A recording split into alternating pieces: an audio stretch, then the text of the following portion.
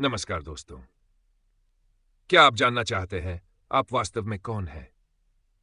क्या आप सिर्फ एक शरीर हैं, एक नाम, या कुछ और बहुत गहरा? अगर आपके मन में भी कभी यह सवाल आया हो तो यह वीडियो आपके लिए है। आज हम आत्मज्ञान के रहस्य में लेकिन बेहद आवश्यक विषय को सरल भाषा में समझेंगे। इस वीडियो में आप जानेंगे आत्मज्ञान क्या है, स्वयं की सच्ची पहचान को जानना क्या वास्तव में संभव है, आत्मज्ञान की जरूरत क्यों है, इसके बिना जीवन अधूरा क्यों लगता है, आत्मज्ञान कैसे प्राप्त किया जा सकता है। परमहंस योगानंद जी की शिक्षाओं के अनुसार ध्यान, गुरु और क्रिया योग के माध्यम से। आत्मज्ञान प्राप्त व्यक्ति के लक्षण क्या होते हैं? कैसे पहचाने कि कोई आत्मज्ञानी है? इस यात्रा में कौन कौन सी चुनौतियां आती हैं और उन्हें कैसे पार किया जाए? और अंत में आज से आप क्या कर सकते हैं? आप अपनी आत्मिक यात्रा की शुरुआत कैसे करें, सरल और व्यावहारिक उपायों के साथ? तो बने रहिए हमारे साथ, क्योंकि यह वीडियो आपके जीवन की दिशा बदल सकता है। शुरू करते हैं आत्मा की ओर एक गहराई भरी यात्रा। आज हम एक बहुत ही पवित्र और गहरा विषय समझने जा रहे हैं, आत्मज्ञान। आत्मज्ञान यानी स्वयं की सच्ची पहचान को जान लेना। हम में से ज्यादातर लोग खुद को केवल एक नाम, एक शरीर या एक विचार मानते हैं। हम सोचते हैं कि हमारा अस्तित्व केवल जन्म से लेकर मृत्यु तक सीमित है, लेकिन यही भ्रम है। सदियों से ऋषि मुनियों ने, योगियों ने और संतों ने कहा है, तुम केवल ये शरीर नहीं हो, तुम न तो सिर्फ विचार हो और न ही यह अस्थायी जीवन, तुम आत्मा हो, एक चेतन, अमर और दिव्य सत्ता। परमहंस योगानंद जी कहते हैं, जो व्यक्ति जान जाता है कि वह आत्मा है, वह मृत्यु से मुक्त हो जाता है, वह संसार के भ्रम से बाहर आ जाता है। तो आत्मज्ञान का अर्थ है स्वयं की आत्मा को जानना, ईश्वर को अपने भीतर महसूस करना। यह कोई किताब से पढ़ी हुई जानकारी नहीं होती, यह एक जीवित अनुभव होता है। जब हम ध्यान में बैठते हैं, जब हम मन और शरीर से परे चले जाते हैं, तब हमें अनुभव होता है कि मैं शरीर नहीं हूं, मैं विचार नहीं हूं, मैं चेतना हूं, मैं आत्मा हूं। जब यह अनुभव स्थायी हो जाए, वही है आत्मज्ञान। आत्मज्ञान का अर्थ है ईश्वर से एकत्व का अनुभव। जब मैं और तू का भेद मिट जाए, जब हर चीज में ईश्वर दिखाई दे। परमहंस योगानंद जी ने कहा था, तुम्हें भगवान मंदिर में नहीं, अपने अंदर खोजना होगा। आत्मा के भीतर, मौन के भीतर वही वह निवास करता है। आत्मज्ञान पाने के बाद व्यक्ति बदल जाता है। उसकी आंखों में प्रेम होता है, उसके दिल में करुणा होती है, उसके जीवन में संतुलन और शांति होती है। तो दोस्तों, यह थी आत्मज्ञान की मूल परिभाषा। अगले भाग में हम जानेंगे कि हमें आत्मज्ञान की जरूरत क्यों है और इसके बिना जीवन अधूरा क्यों लगता है। अगर आपको यह भाग अच्छा लगा हो तो ध्यान से सुनते रहिए। पूरा ज्ञान आपको एक नई दिशा देगा। अब सवाल उठता है, आखिर हमें आत्मज्ञान की जरूरत क्यों है? क्या यह सिर्फ संतों और सन्यासियों के लिए है? नहीं, आत्मज्ञान हर इंसान के लिए जरूरी है, चाहे वो कोई गृहस्थ हो, विद्यार्थी हो या एक सामान्य नौकरी पेशा व्यक्ति। हम सब जीवन में सुख, शांति और संतोष की तलाश में लगे रहते हैं। हम सोचते हैं कि पैसा मिलेगा तो चैन मिलेगा, घर, गाड़ी, रिश्ते, ये सब मिल जाएं तो सब कुछ ठीक हो जाएगा। लेकिन क्या वास्तव में ऐसा होता है? कभी नहीं। एक पल को सब कुछ अच्छा लगता है, लेकिन अंदर की बेचैनी, चिंता और असंतोष फिर से लौट आता है। क्यों? क्योंकि हमने अपने जीवन का केंद्र बाहर बना लिया है, जबकि सच्चा आनंद, स्थायी शांति अंदर से ही मिलती है। आत्मज्ञान वही अनुभव है जहां से यह स्थायी शांति शुरू होती है। जब हम जान लेते हैं कि हम केवल शरीर या नाम नहीं, बल्कि आत्मा हैं, तो फिर दुनिया की भाग दौड़ हमें थका नहीं पाती। परमहंस योगानंद जी कहते हैं, तुम्हारा सच्चा घर ईश्वर है। जब तक तुम वहां नहीं लौटते, तब तक तुम्हारा मन भटकेगा ही। आत्मज्ञान की जरूरत इसलिए है क्योंकि इसके बिना जीवन अधूरा है।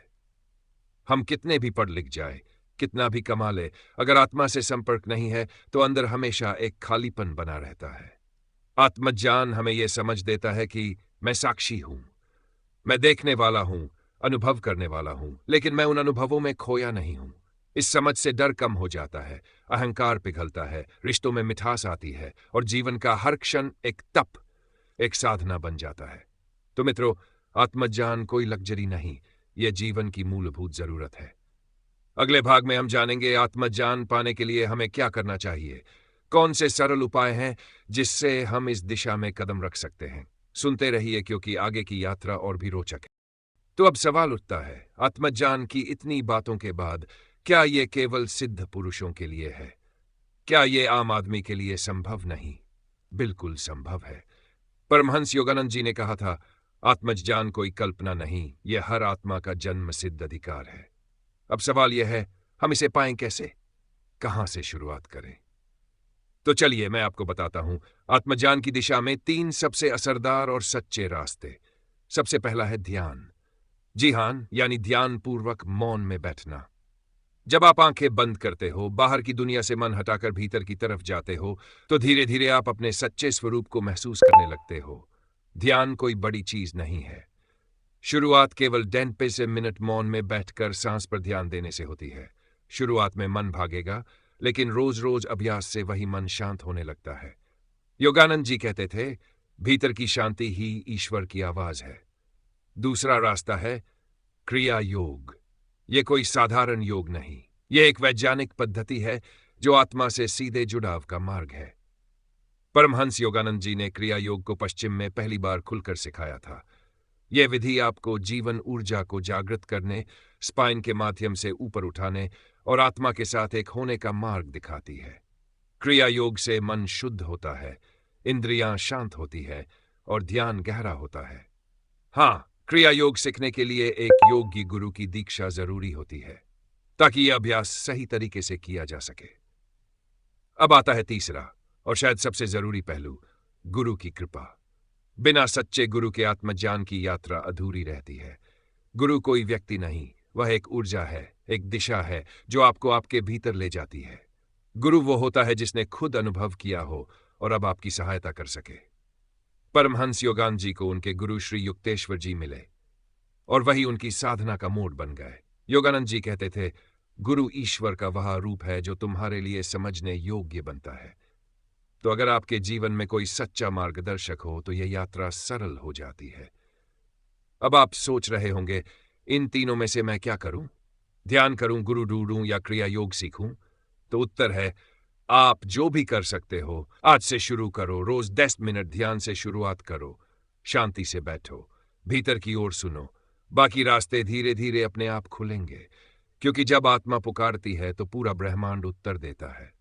अगले भाग में हम जानेंगे, आत्मज्ञान जब होता है तो जीवन में क्या परिवर्तन आता है, उसके लक्षण क्या होते हैं। ध्यान से जुड़े ये यात्रा और भी गहराई में जाने वाली है। तो अब तक हमने जाना कि आत्मज्ञान क्या है और इसे पाने के रास्ते क्या हैं। अब आइए समझे, जब आत्मज्ञान किसी को होता है तो उसके जीवन में कौन कौन से बदलाव आते हैं। आत्मज्ञान कोई जादू नहीं है, ये एक गहराई से घटने वाला अनुभव है जो इंसान को पूरी तरह बदल देता है। तो आइए जानते हैं आत्मज्ञान के कुछ प्रमुख लक्षण। सबसे पहला लक्षण होता है अंदर की गहरी शांति। आत्मज्ञानी व्यक्ति के चेहरे पर हमेशा एक अलग सी मुस्कान होती है, बिना कारण के शांति। बाहर कुछ भी हो, दुख या सुख, अपमान या सम्मान, वो भीतर से स्थिर रहता है, जैसे समंदर की गहराई में लहरें भी मौन हो जाती है। दूसरा लक्षण, मृत्यु का भय समाप्त हो जाता है। जो जान गया कि वो आत्मा है, उसे ये शरीर छूटना कोई बड़ा डर नहीं लगता। वो जानता है कि मृत्यु एक बदलाव है, कोई अंत नहीं। तीसरा, हर जीव में ईश्वर का दर्शन। आत्मज्ञानी व्यक्ति किसी को ऊंचा नीचा नहीं मानता। वो जानता है कि हर प्राणी में वही परमात्मा है, इसलिए उसमें गहरा प्रेम और करुणा होती है, हर इंसान, हर जानवर, हर पेड़ तक से। चौथा, मैं कुछ नहीं, सब कुछ वही है। यह भाव उसमें स्वाभाविक होता है। न वो किसी की प्रशंसा में फूलता है, न आलोचना से टूटता है। वो साक्षी रहता है, शांत और दृढ़। पांचवा लक्षण, सतत आनंद की अनुभूति। उसकी खुशी किसी चीज पर आधारित नहीं होती। वो ना तो सफलता में फूले नहीं समाता, ना असफलता में टूटता है, क्योंकि उसकी खुशी भीतर से निकलती है, आत्मा से। और छठा, उसके जीवन का हर कार्य प्रेम से भरपूर होता है, कोई स्वार्थ नहीं, कोई लालच नहीं। जो आत्मज्ञानी हो जाता है वो केवल बोलता नहीं, उसका जीवन ही सिखाता है। तो दोस्तों, अगर आपके जीवन में इनमें से कोई लक्षण आ रहे हैं तो समझिए आप सही दिशा में हैं, और अगर अभी नहीं है तो कोई बात नहीं। ये लक्षण अभ्यास और साधना से धीरे धीरे प्रकट होते हैं। अगले भाग में हम जानेंगे कि आत्मज्ञान की यात्रा में कौन कौन सी कठिनाइयां आती हैं और उन्हें कैसे पार किया जा सकता है। जुड़े रहिए। जब कोई व्यक्ति आत्मज्ञान की दिशा में यात्रा शुरू करता है तो ऐसा नहीं कि रास्ता केवल फूलों से भरा होता है। ये मार्ग सुंदर जरूर है, लेकिन आसान नहीं। इस रास्ते में कई बार मन डगमगाता है, कभी बाहरी दुनिया खींचती है तो कभी भीतर से शंका उठती है। आज हम इन्हीं प्रमुख चुनौतियों की बात करेंगे और देखेंगे कि उन्हें पार कैसे किया जाए। सबसे पहली चुनौती है मन की चंचलता। जैसे ही आप मौन में बैठते हैं, मन भटकने लगता है। बीते कल की बातें, भविष्य की चिंता और कई बार व्यर्थ कल्पनाएं। ये सबसे बड़ी रुकावट है, पर समाधान भी सरल है, धैर्य और निरंतर अभ्यास। मन को बार बार श्वास पर लौटाए, बार बार उसे वर्तमान क्षण में लाए। धीरे धीरे मन शांत होना सीखता है। दूसरी चुनौती पुरानी आदतें और कर्म। हम वर्षों से जिस सोच में, जिस व्यवहार में जिए हैं, वो एक दिन में नहीं टूटते। कई बार साधना के बाद भी हम पुराने गुस्से, लालच या ईर्ष्या में फंस जाते हैं। ऐसे में खुद को दोष देने की जरूरत नहीं, जरूरत है जागरूकता की। हर दिन थोड़ा थोड़ा परिवर्तन, हर दिन थोड़ी थोड़ी शुद्धि, यही आत्मज्ञान की तैयारी है। तीसरी चुनौती भौतिक दुनिया का आकर्षण। कभी कभी ध्यान करते हुए भी मन सोचता है, मेरे पास क्या नहीं है, मुझे क्या पाना है, लोग क्या सोचते हैं। यह बाहर की दुनिया का आकर्षण भीतर के मौन को डगमगा देता है। यहां भी समाधान है। स्मरण हर दिन खुद से याद दिलाए, मैं आत्मा हूं, मुझे बाहर से नहीं भीतर से पूर्णता चाहिए। चौथी चुनौती गुरु या मार्गदर्शन का अभाव। कई बार हमें दिशा नहीं मिलती, कोई ऐसा नहीं होता जो ठीक से बता सके कि आगे क्या करना है। ऐसे में खुद को अकेला न माने। योगानंद जी कहते हैं, जब साधक सच्चे मन से पुकारता है तो गुरु स्वयं आ जाते हैं। आपका काम है ईमानदारी से साधना करते रहना। पंचमी अने बहुशली धैर्य की कमी। हम चाहते हैं कि आज साधना शुरू करें और कल ही आत्मज्ञान हो जाए, पर यह कोई इंस्टेंट कॉफी नहीं। यह तो एक तप है जिसमें समय, प्रेम और समर्पण लगता है। हर दिन जब आप थोड़ा ध्यान करते हैं, थोड़ा मौन जीते हैं, तो आप भीतर बदलते जाते हैं और यही बदलाव धीरे धीरे एक दिन आत्मज्ञान का द्वार खोल देता है। तो दोस्तों, अगर आप इन चुनौतियों से गुजर रहे हैं तो घबराइए मत। हर आत्मज्ञानी व्यक्ति इनसे गुजरा है। फर्क बस इतना है कि उन्होंने हार नहीं मानी, आप भी मत मानिए। अगले भाग में हम जानेंगे आत्मज्ञान की दिशा में पहला कदम कैसे रखें, आज से ही क्या कर सकते हैं। जोड़िए रहिए, अब सबसे महत्वपूर्ण भाग आने वाला है। तो अब तक हमने आत्मज्ञान को समझा, उसकी जरूरत को जाना, उसे पाने के मार्ग देखे और चुनौतियों को भी समझा। लेकिन अब सबसे जरूरी सवाल, मैं आज से क्या करूं? इस यात्रा की शुरुआत कैसे करूं? तो दोस्तों, आत्मज्ञान कोई पहाड़ चढ़ना नहीं है। यह तो एक फूल की तरह है जो धीरे धीरे भीतर खिलता है, और यह यात्रा आज से ही शुरू हो सकती है, आपके एक छोटे से कदम से। चलिए जानते हैं ऐसे पाए आसान और प्रभावशाली कदम जो आत्मज्ञान की दिशा में आज से ही उठाए जा सकते हैं। पहला कदम, हर दिन 1.5 मिनट मौन में बैठिए। कोई मंत्र नहीं, कोई कल्पना नहीं, बस शांति से बैठ जाए और अपनी सांसों को देखिए। सांस अंदर आ रही है, सांस बाहर जा रही है, बस इतना। यही ध्यान की शुरुआत है। दूसरा कदम, रोज खुद से एक प्रश्न पूछिए, मैं कौन हूं? यह सवाल आपको भीतर की ओर खींचेगा।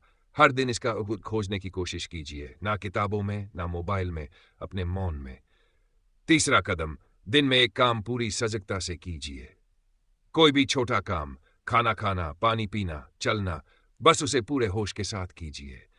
जब आप कोई काम पूरी उपस्थिति से करते हैं, तब आप आत्मा से जुड़ रहे होते हैं। चौथा कदम, एक आध्यात्मिक ग्रंथ से रोज थोड़ी प्रेरणा लीजिए। जैसे परमहंस योगानंद जी की एक योगी की आत्मकथा या भगवद गीता का कोई एक श्लोक या कोई ध्यान योगी संत के शब्द। पढ़ने से ज्यादा उस पर सोचिए, उसे महसूस कीजिए। पांचवां कदम, ईश्वर से मौन प्रार्थना कीजिए। कोई भाषा नहीं चाहिए, कोई मुद्रा नहीं चाहिए, बस मन ही मन कहिए, हे प्रभु, मुझे अपने सच्चे स्वरूप की झलक दो, मुझे अपने तक पहुंचने की शक्ति दो। ये शब्द अगर दिल से निकले तो रास्ता जरूर खुलेगा। परमहंस योगानंद जी कहते थे, आत्मा की पुकार भगवान तक सीधी पहुंचती है और उत्तर जरूर आता है।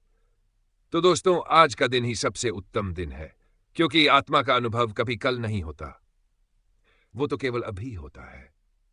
अगर आपने ये निर्णय कर लिया है कि आप आज से आत्मज्ञान की दिशा में पहला कदम रखेंगे, तो नीचे कमेंट में लिखिए, मैं आत्मा हूं, और मैं शुरुआत कर रहा हूं। यह आपकी पहली घोषणा होगी आपके सत्य की ओर बढ़ने की। अगर यह पूरी यात्रा आपको प्रेरणादायक लगी हो तो इस वीडियो को जरूर साझा करें ताकि औरों की आत्मा भी जाग सके। मिलते हैं अगली यात्रा में नए विषय, नए अनुभवों के साथ। जय परमहंस योगानंद जी महाराज। शांति।